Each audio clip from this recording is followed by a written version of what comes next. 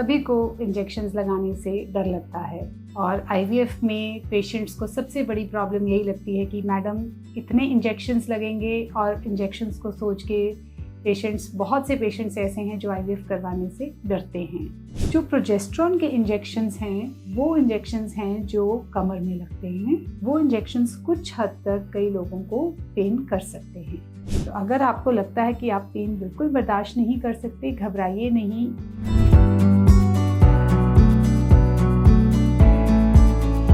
Hello friends, I am Dr. Sheetal from Jindal IVF Chandigarh.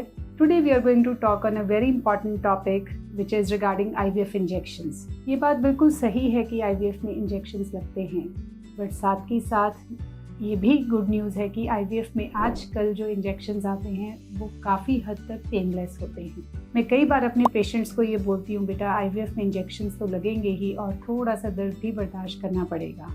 तो IVF के injections के बारे में इसीलिए मैंने सोचा कि एक वीडियो बनाया जाए जिससे लोगों तक IVF इंजेक्शंस रिलेटेड सारी क्वेरीज पहुंचा सकूँ। तो IVF में जो इंजेक्शंस हैं वो तकरीबन 15 से 20 इंजेक्शंस लगते हैं जब IVF की स्टिमुलेशन चल रही होती है, जब IVF में जो एग्स हैं उनको हम रेडी कर रहे होते हैं। तो ये मोस्टली जो इंजेक्शंस हैं ये सबक्यूटेनियस होते हैं। सबक्यूटेनियस का मतलब कि आप अपने थाई पे इंजेक्शंस लगा सकते हैं या आप इंजेक्शंस अपने पेट पे, नाभि के आसपास लगा सकते हैं, क्योंकि ये इंजेक्शंस मेनली फैट की लेयर में लगते हैं जो स्किन के बिल्कुल बीनीथ होती है। तो बेस्ट तरीका ये है कि ये इंजेक्शंस को आप खुद से लगाएं। अगर आप खुद से लगाते हैं, आप आराम से इंजेक्शन की नीडल को स्किन के अंदर लगाएंगे तो आपको मिनिमम पेन फील होगी। बट अगर आप ये नहीं लगा पाते हैं तो नर्स का एक्सपीरियंस इसमें काफ़ी काउंट करता है। अगर आप किसी एक्सपीरियंस नर्स से ये इंजेक्शंस लगाते हैं तो ये ऑलमोस्ट पेनलेस तरीके से लगाए जा सकते हैं। आजकल जो इंजेक्शंस हैं ये एक पेन की फॉर्म में भी आते हैं।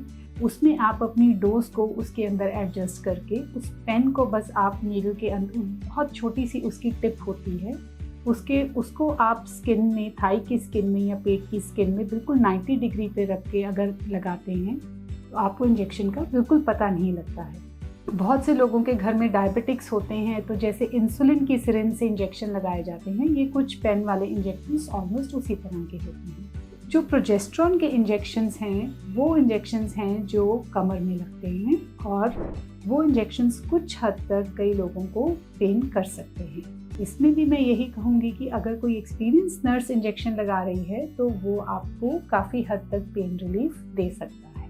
और तीसरी बात ये है कि जो ये इंजेक्शंस हैं, इंजेक्शंस की अगर इंजेक्शन आपने लगा लिया है उसके बाद अगर आप इमीडिएटली इंजेक्शन निकालने के बाद अगर एक आइस पैक उस जगह पे लगा लेते हैं तो इंजेक्शन की पेन काफ़ी हद तक कम की जा सकती है। दूसरा ये है कि इंजेक्शंस को आप एक बार एक बटक पे लगाएं, एक बार आप दूसरी बटक पे लगाएं। इससे भी आप अपने इंजेक्शंस की पेन को डिवाइड कर सकते हैं। और आईवीएफ में बाद में एम्ब्रियो ट्रांसफ़र की जब प्रक्रिया की जाती है तब जो इंजेक्शंस लगते हैं, जो मैंने अभी बताया प्रोजेस्टेरॉन के इंजेक्शंस हैं, वो हैं जो थोड़े से पेनफुल ज़रूर होते हैं। तो अगर आपको लगता है कि आप पेन बिल्कुल बर्दाश्त नहीं कर सकते, घबराइए नहीं।